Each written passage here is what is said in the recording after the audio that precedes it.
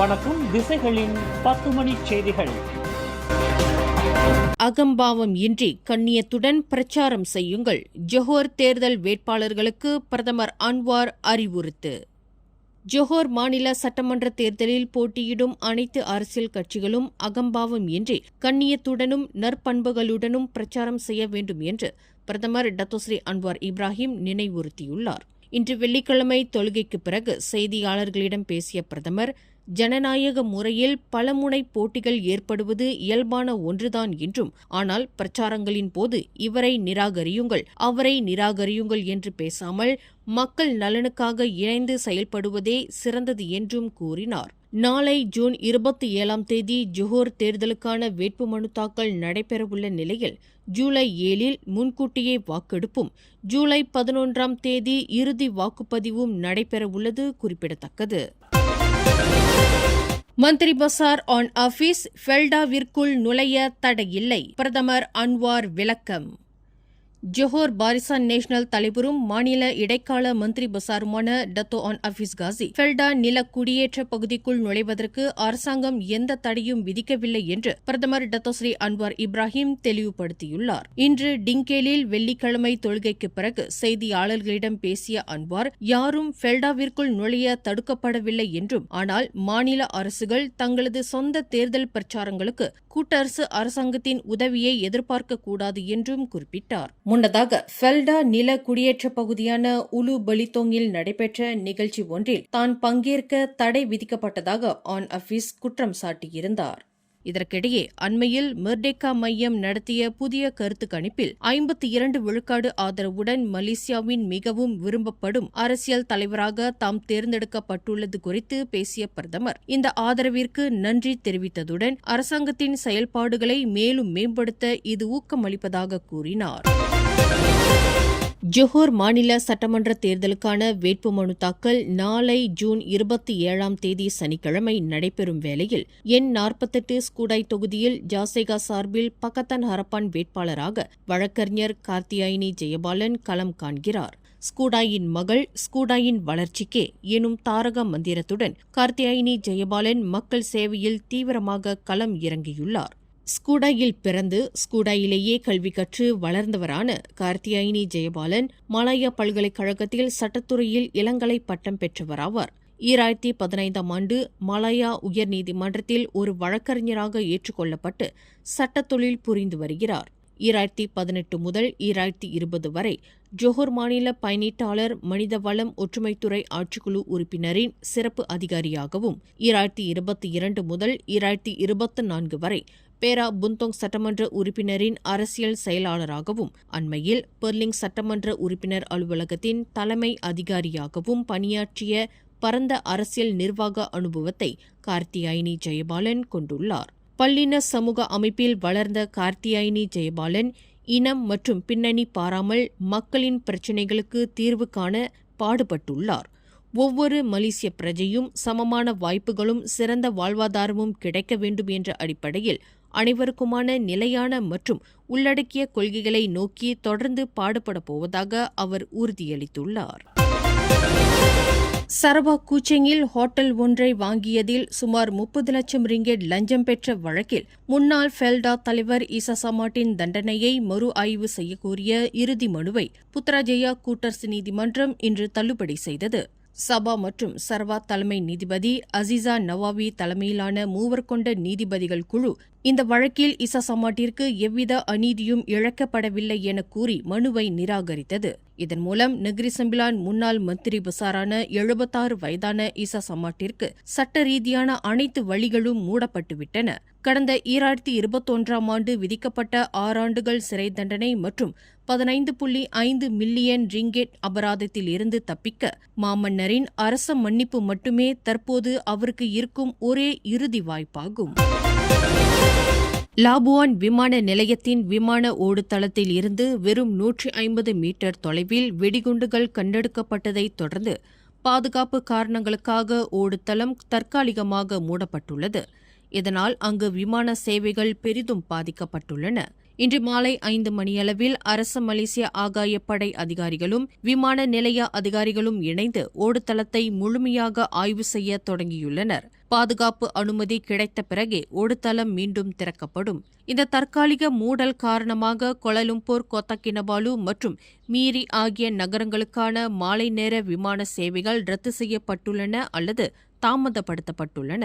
எனவே பயணிகள் விமான நிலையத்திற்கு புறப்படும் முன் தங்களின் விமான சேவை நிறுவனங்களை தொடர்பு கொண்டு தற்போதைய நிலவரத்தை அறிந்து கொள்ளுமாறு அறிவுறுத்தப்பட்டுள்ளனர். ஜோஹரின் முன்னேற்றம், நிலைபெறும் நிலைத்தன்மை, தொடரும் வளர்ச்சி எனும் கருப்பொருளின் கீழ் ஜோஹர் மாநில சட்டமன்ற தேர்தலுக்கான 63 வாக்குறுதிகள் அடங்கிய தேர்தல் அறிக்கையை பரிசான் நேஷனல் கூட்டணி இன்று வெளியிட்டுள்ளது. மாநிலத்தின் நிலைத்தன்மையையும் வளர்ச்சியையும் மையமாக கொண்டு 6 முக்கிய அம்சங்களின் கீழ் இந்த தேர்தல் அறிக்கை தயாரிக்கப்பட்டுள்ளது. இதில் 2 லட்சம் புதிய வேலை வாய்ப்புகளை உருவாக்குதல், குறைந்த வருமானம் பெறும் குடும்பங்கள் சொந்த நிலத்தில் வீடு கட்ட 100 மில்லியன் ரிங்கெட் மானிய நிதி, சிறு வணிகர்களுக்கான முதலாண்டு வணிக உரிம கட்டண விலக்கு மற்றும் வட்டியில்லா மைக்ரோ பைனான்ஸ் நிதியுதவிகள் ஆகியவை முக்கிய அம்சங்களாக இடம்பெற்றுள்ளன. கடந்த 4 ஆண்டு கால தங்களின் சிறந்த நிர்வாக திறனின் அடிப்படையிலேயே இந்த வாக்குறுதிகள் வழங்கப்பட்டுள்ளதாக ஜோஹர் பரிசான் நேஷனல் தலைவர் டத்தோ ஆன் அஃபீஸ் காசி தெரிவித்துள்ளார். ஜோஹரில் அரசாங்கத்தை அமைக்கும் நோக்கம் தங்களுக்கு இல்லை என்றும் தாங்கள் போட்டியிடும் 11 தொகுதிகளில் மட்டும் வெற்றி பெற்று ஒரு அறிவுரை கூறும் எதிர்க்கட்சியாக செயல்படவே இலக்கு கொண்டுள்ளதாகவும் பாஸ் தலைவர் அப்துல்லாடியா வாங் தெரிவித்துள்ளார். ஜோஹர் மாநில சட்டமன்றத்தில் மொத்தம் 56 இடங்கள் உள்ள நிலையில் பெரும்பான்மையுடன் ஆட்சி அமைக்க 29 இடங்கள் தேவை. ஆனால் பரிகத்தான் நேஷனல் கூட்டணியில் பாஸ் 11 இடங்களிலும், பர்சத்து 16 இடங்களிலும், MIPP 5 இடங்களிலும், பொஜுவாங் ஓர் இடத்திலும் என மொத்தம் 33 தொகுதிகளில் மட்டுமே போட்டியிடுகின்றன. பரிகத்தான் நேஷனலின் இந்த முடிவு அவர்கள் ஆட்சி அமைக்கும் எண்ணத்தில் இல்லை என்பதை தொடக்கத்திலேயே தெளிவாக காட்டுவதாக ஜோஹர் பொமுடா அம்னோ தலைவர் நோர் அஸ்லின் எம்ப்ரூஸ் விமர்சித்துள்ளார். சரம்பான் தாமான் துன்கு ஜஃபாரில் அமைந்துள்ள ஸ்ரீ மகாராஜராஜேஸ்வரர் தேவஸ்தானத்தில் நாளை ஜூன் 27ஆம் தேதி சனிக்கிழமை மாலை 3:31 மணியளவில் வளர்ப்பிறை சனி பிரதோஷ சிறப்பு வழிபாடுகள் நடைபெறவுள்ளன. திரு கைலாய பரம்பரை, கந்த பரம்பரை, திருஞான சம்பந்தர் ஆதீனம் அருட்குருநாதர் தவ திரு ஸ்ரீமத் சிவாக்கார தேசிக சுவாமிகளின் ஆலோசனையின்படி நடைபெறும் இவ்விழாவில் பிரதோஷ சிறப்பு அபிஷேகமும் அதனைத் தொடர்ந்து பிரதோஷ நாயகர் ஆலய உலாவரும் வலம் வருதல் நிகழ்வும் சிறப்பாக நடைபெறும். பக்தர்கள் தங்களின் நேர்த்திக்கடனாகவும் வழிபாட்டிற்காகவும் பால், நெய், பன்னீர், அபிஷேக கூட்டு, விபூதி, சந்தனம், கரும்பு, பழங்கள், பூக்கள் மற்றும் வில்வ இலை போன்ற அபிஷேக பொருட்களை கொண்டு வந்து தந்து வழிபடலாம் என ஆலய நிர்வாகம் கேட்டுக் கொண்டுள்ளது.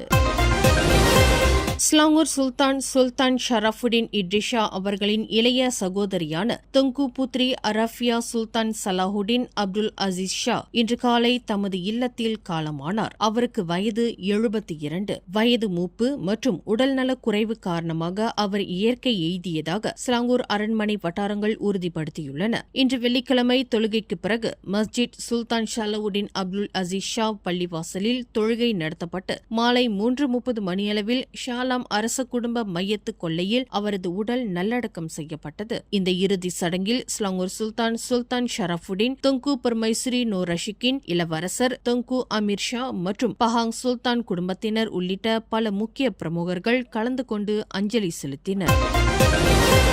கடந்த மார்ச் மாதம் அடுக்குமாடி குடியிருப்பு ஒன்றில் 36 பூனைகளை பட்டினியால் வாடவிட்டதோடு 41 பூனைகளின் இறப்புக்கு காரணமானதாக கூறப்படும் வழக்கில் பகுதி நேர பெண் நில அளவையாளர் ஒருவர் பட்டாலிங் ஜெயா செஷன்ஸ் நீதிமன்றத்தில் இன்று குற்றஞ்சாட்டப்பட்டார். சுபாங் ஜெயாவைச் சேர்ந்த 49 வயது லீ ரியோஜின் அந்த பெண்ணின் வீட்டில் கால்நடை அதிகாரிகள் சோதனை நடத்திய போது 41 பூனைகளின் உடல்கள் குளிர்சாதன பெட்டிகளிலும் 36 பூனைகள் மெலிந்த நிலையில் கூண்டுகளிலும் கண்டெடுக்கப்பட்டன.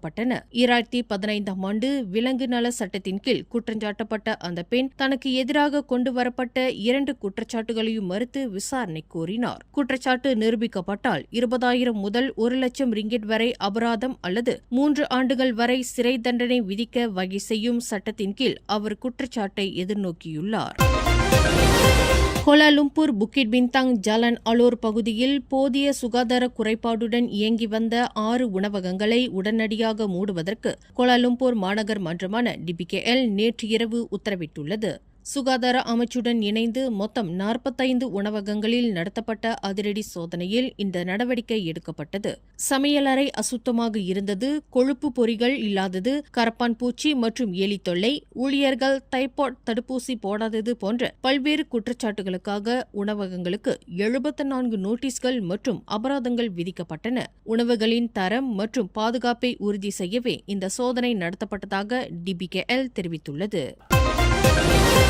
பினாங்கு ஜெலுத்தோங் பகுதியில் உள்ள ஹின் செங்காங் ஆலயத்தில் கடந்த வாரம் ஒரு நபரை கொடூரமாக தாக்கி பலத்த காயம் ஏற்படுத்திய வழக்கில் புதிதாக திருமணமான ஒருவர் உட்பட 4 நண்பர்களுக்கு நீதிமன்றம் பிணை வழங்க மறுத்துவிட்டது. 34 வயது R. நவீன்ராஜ், 31 வயது S. லோககுமரன், 38 வயது M. சஞ்சித் குமார், 30 வயது K. தினேஷ்குமார் ஆகிய 4 இன்று ஜார்ஜ்டவுன் செஷன்ஸ் நீதிமன்றத்தில் நிறுத்தப்பட்டு அவர்களுக்கு எதிரான குற்றச்சாட்டு வாசிக்கப்பட்டது. கடந்த ஜூன் 21 அதிகாலை 4:25 மணியளவில் கைபேசி திருட்டு தொடர்பான தவறான புரிதலால் 31 வயதுடைய முகமது உமர் ஷெரீப் என்பவரை ஆயுதங்களுடன் ஒரு கும்பல் துரத்திச் சென்று இந்த ஆலயத்தில் வைத்து தாக்கியுள்ளது. இதனை தடுக்க வந்த 64 வயதுடைய ஆலய காவலரும் தாக்கப்பட்டார். இந்த தாக்குதலில் பாதிக்கப்பட்ட இருவரின் விரல்களும் துண்டிக்கப்பட்டன. பாதிக்கப்பட்டவர் இன்னும் மருத்துவமனையில் சிகிச்சை பெற்று வருவதாலும் தப்பியோடிய மேலும் 4 சந்தேக நபர்களை போலீசார் தேடி வருவதாலும் இவர்களுக்கு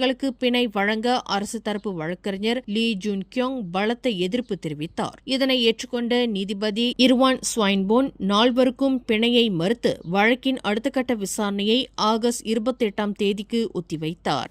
மேலும் செய்திகளை தெரிந்து கொள்ள கீழே இருக்கும் பெல் பட்டனை அழுத்துங்கள். உங்கள் மகிழ்ச்சியை வெளிப்படுத்த லைக் மற்றும் ஷேர் செய்யுங்கள். தொடர்ந்து திசைகளோடு இணைந்திருக்க சப்ஸ்கிரைப் செய்யுங்கள்.